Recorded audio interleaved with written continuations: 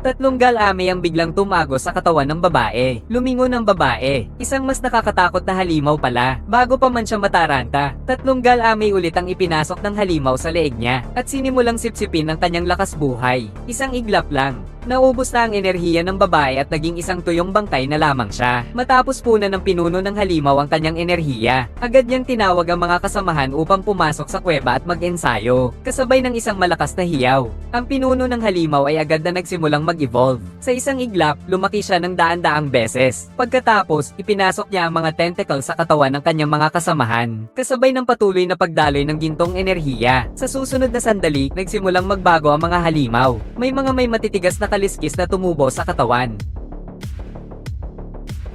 Walang 2 minuto at kalahati, tapos na ang ebolusyon ng mga halimaw. Sa utos ng leader ng mga halimaw, naglabasan ng lahat ng mga halimaw. Dito magsisimula ang tunay na pagpatay. Magtago ka sa likod ko, may isang kukuha kay Icarus. Pagtambang ito.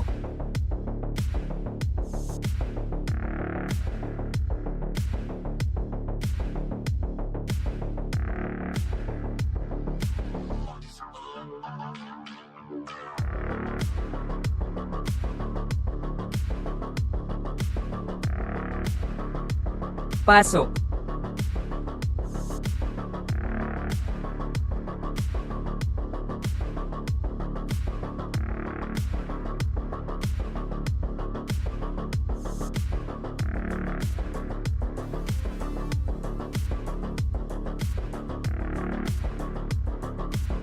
Icarus.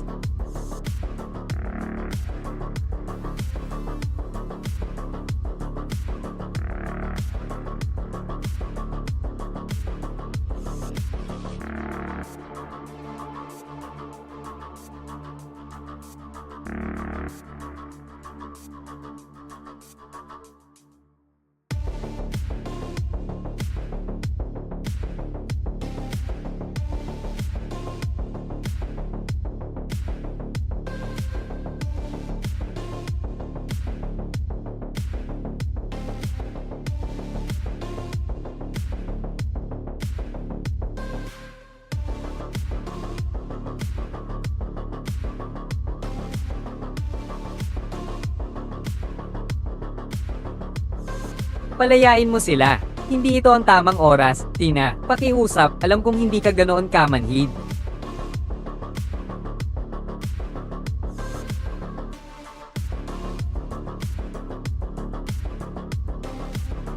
Druid. Ano ang nangyari? Magtakbo ka papuntang tabi ng ilog.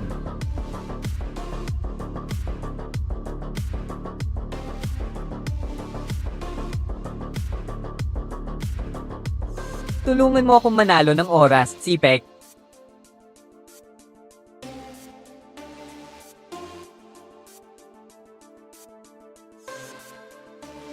Pwede ba mas mabilis?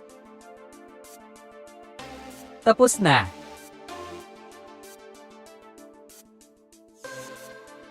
Bang!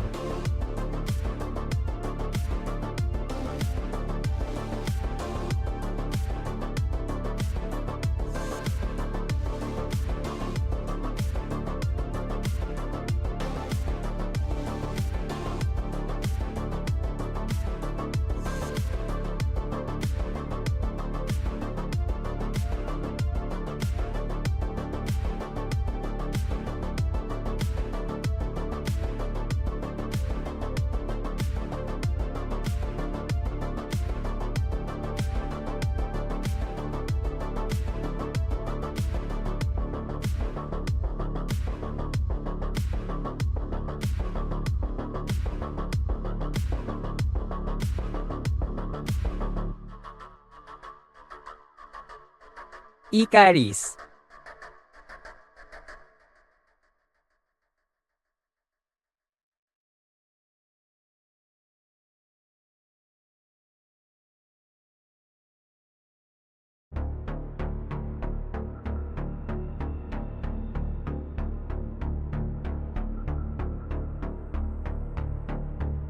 Paano mo nagawa yon? Hindi ko alam.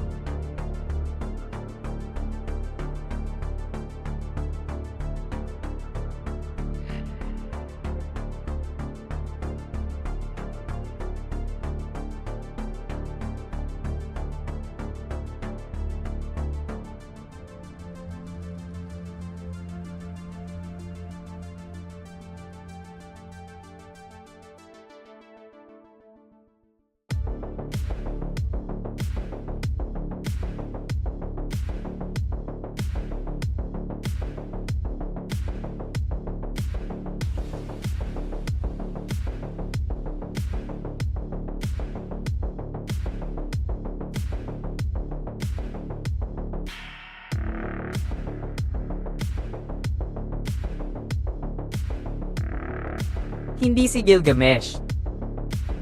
Huwag lumapit.